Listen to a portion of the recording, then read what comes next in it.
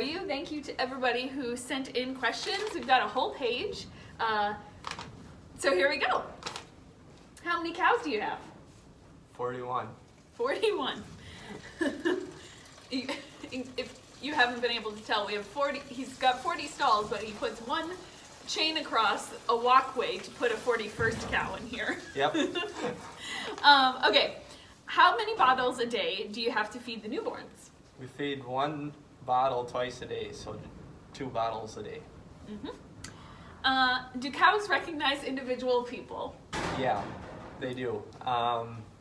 You can, if a stranger walks in the barn, they definitely know it's somebody else. Yeah.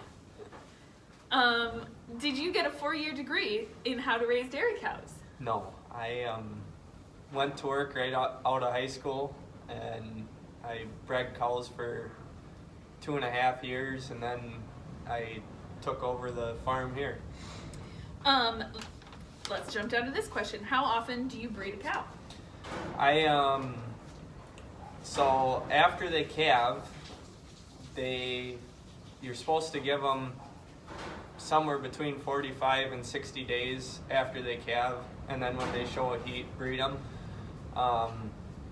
So usually I wait until about 60 days just so that they're recovered from calving well, and then if you have a repeat, they're supposed to cycle every 21 days. Let's see. How soon do you put the little tag in the calf's ear? As soon as you want to. They really don't feel it at all. I mean, it's just, their ear is pretty much just cartilage and a little bit of skin with some hair in it, so I stick them in pretty much when they're born. Yeah, so it's like when humans get an ear piercing, Except right? I don't even think it hurts that bad, because yeah, you can stick your fingers in their mouth and they'll be licking you and just snap it in quick. Yeah, okay. How do you keep track with so many calves how old they are? Well, we keep records of all of our calves so that when we go to breed them, we know who they are and what they are. So I have every birth date written down in a notebook, and I used to register cattle, but I quit doing that just because of the cost. So we would have a whole pedigree table of it with their birth date on it and everything. So we just write everything down and keep track of it with their numbers and their family history. Are they born able to walk? Pretty much. I mean, it doesn't take them long, maybe Couple hours. couple hours, and they're walking. They're pretty wobbly at the beginning, but if you stand them up right away, they'll stand there. I mean, they usually tip over for a while.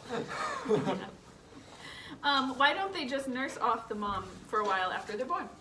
Well, sometimes we do let them nurse for a little bit, but it's just, a lot of times mothers won't want their calves anyway. I mean, they won't want to take care of them well, and for us, we separate the calves more so that they don't get hurt in the pen, because cows can lay down on them, and when a cow lays down on a baby calf, it usually doesn't end well.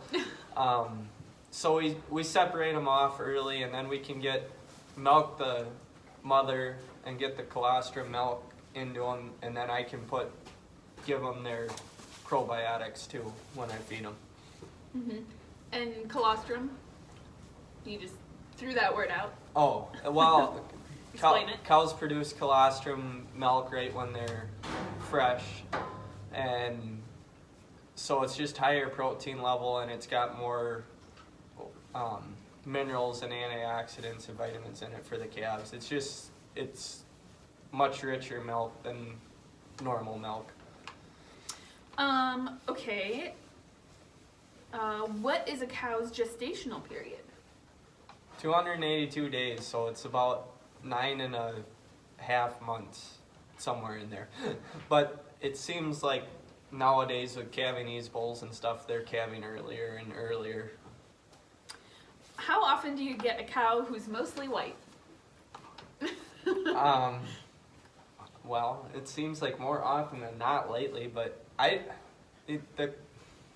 with It's random. I mean, it seems it's genetic, but it's really random because I've had an all black cow have a white calf before, and I mean, when I say all black, they all have a little bit of white and black on them. I've never had just a straight white calf with no black spots on it, or a black cow with no white spots on it. So, I don't think we've mentioned what breed. Or these are Holsteins. Yeah. Yes. Yes, Holsteins. At some point, we'll go into some of the other breeds, but anyways, okay. Let's see here. Does daylight savings time affect the cows? I guess you could say yeah, because we switched their milking schedule, but usually we try to do it sort of gradually, like over 2 days, but an hour on milking time really doesn't make that big of a difference for a cow. They can hold an hour's worth of milk pretty easy. And along those same lines, I don't think we've shared yet what your working hours are. Oh, well, depending on the time of the year. What time did you get up this morning?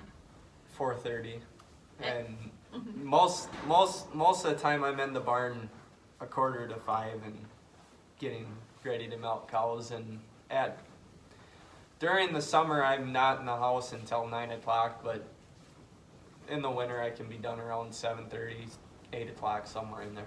So. Okay, let's go to some feed questions. When you say silage, is that just anything that comes out of a silo?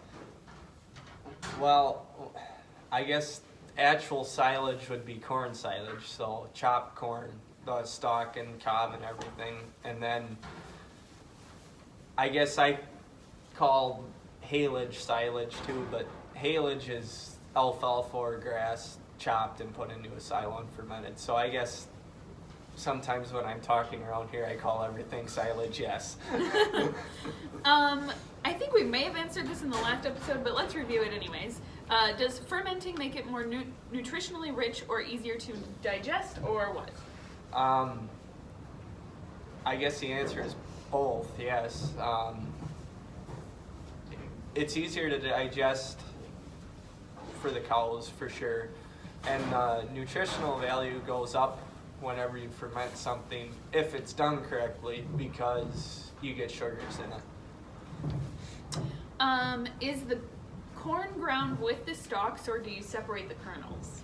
No, the kernels are separated, so all of the corn I feed out of the harvester, that is just the kernels off of the cob. So.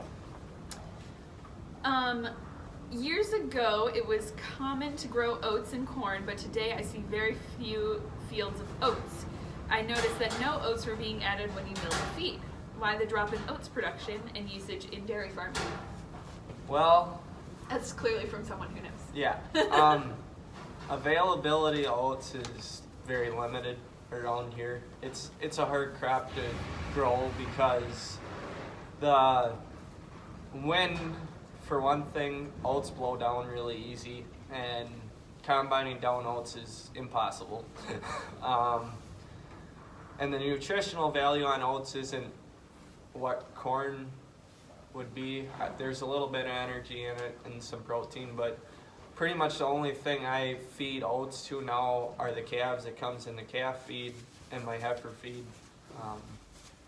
So yeah, I guess the short answer to it is it's just not easy to grow and it's not available. Mm-hmm. How long does it take to fill up the milk tank?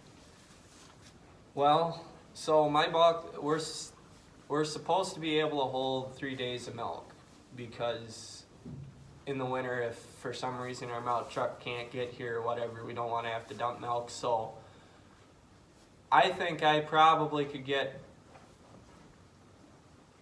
3.5 days in right now, but it would be pretty tight. So if you were going to fill it full, it'd probably take 3 days. Do cows shed in the spring? Well, yeah, they do. They put a winter coat on in the winter, and then in the spring they get sleeked up, so I guess they shed. Yeah, I a little haven't- bit. I haven't ever really thought about it. Uh-huh. So I think we mentioned, but when the calves are born in the wintertime, they're often born with much fluffier Yep. coats, and in the spring and summer it's much sleeker. Yeah. So, Mhm. you know, a little bit. I think the last question we have is, how picky are cows about what they eat? If you put a pile of apples next to a pile of hay, would they be happy to eat both? Well, they would eat both, but they would definitely eat the apples first. They like apples; they're really sweet. Well, everybody likes apples, so they'll eat the apples first, but they'll definitely eat the hay. They're not too picky. Yeah.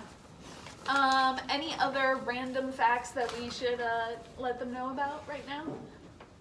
Not off the top of my head, no. Okay, so our next episode, hopefully in about a week, will be on cropping. We are headed into winter, but I snuck some footage of a lot of the last month, 2 months of field work. So that's what's coming next. We'll see you soon.